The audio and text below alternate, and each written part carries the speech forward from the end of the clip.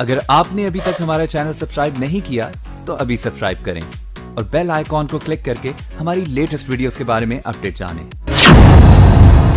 संजीत हत्याकांड में पुलिस बुरी तरीके से फेल। पीड़ित परिवार का बेटा भी गया और संपत्ति भी। पुलिस नहीं ढूंढ पाई आरोपियों की लोकेशन,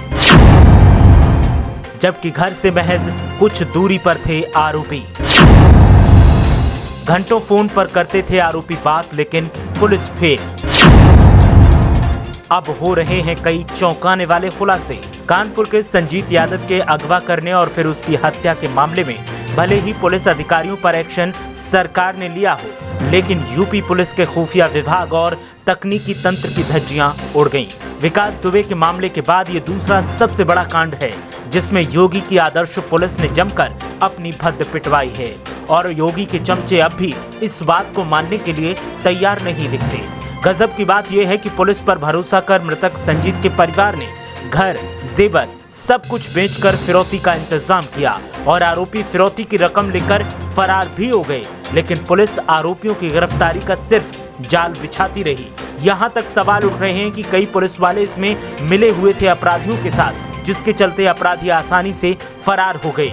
ऐसे में सवाल इस बात का है कि इन निकम्मों को किस बात की प्रदेश सरकार सैलरी दे रही है। उससे भी बड़ा चौंकाने वाला खुलासा ये है कि आरोपी पीड़ित परिवार से काफी देर तक रोज फोन पर बात करते थे और फिरौती की मांग करते थे, लेकिन पुलिस का सर्विलांस विभाग उनकी लोकेशन तक ट्रैक नहीं कर पाया। उससे भी गजब बात यह है कि संजीत को आरोपियों ने घर से महज 1.5 किलोमीटर की दूरी पर किराए के कमरे में कैद करके रखा था, लेकिन पुलिस को इसकी भनक तक नहीं लगी। अब सोचिए, जिस पुलिस के सहारे प्रदेश के यशस्वी सीएम योगी आदित्यनाथ क्राइम के खात्मे का दावा करते हैं, उस पुलिस का हाल ये है कि शर्म से आंखें झुक जाएं। लेकिन प्रदेश के पालनहार अपनी गलती अब भी मानने को तैयार नहीं हैं। आपको बता दें कि संजीत का दोस्त कुलदीप इस मामले का आरोपी है। कुलदीप संजीत के साथ सैंपल कलेक्शन का काम करता था। उसने रतनलाल नगर में किराए पर कमरा ले रखा था। 22 जून की रात शराब पिलाने के बहाने वो संजीत को अपने कमरे पर लाया। उसके बाद उसे बंधक बना लिया। 4 दिन तक बेहोशी के इंजेक्शन देकर उसे बंधक बनाए रखा। इसके बाद 26 जून को कुलदीप ने अपने दोस्त रामबाबू और 3 अन्य के साथ मिलकर संजीत की हत्या कर दी। इसके बाद कुलदीप शव को अपनी कार में रखकर पांडु नदी में फेंक कर आ गया।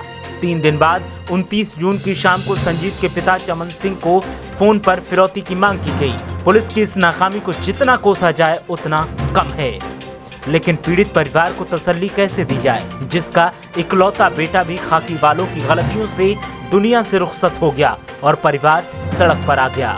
अब सरकार को चाहिए कि आरोपी पुलिस वालों से फिरौती की रकम की रिकवरी की जाए। साथ ही पीड़ित परिवार के लिए घर मकान की व्यवस्था की जिम्मेदारी इन्हीं पुलिस वालों से करवाई जाए, जिनकी गलती की वजह से परिवार को दोहरी मार पड़ी है। और सरकार को भी आर्थिक तौर पर परिवार की मदद करनी चाहिए। साथ ही अपने निकम्मेपन के लिए सरकार को एक बड़ा एक्शन लेना चाहिए, ताकि मिसाल बन सके और पुलिस भी अपना काम बेहतरी से कर सके। ब्यूरो रिपोर्ट, मीडिया हलचल।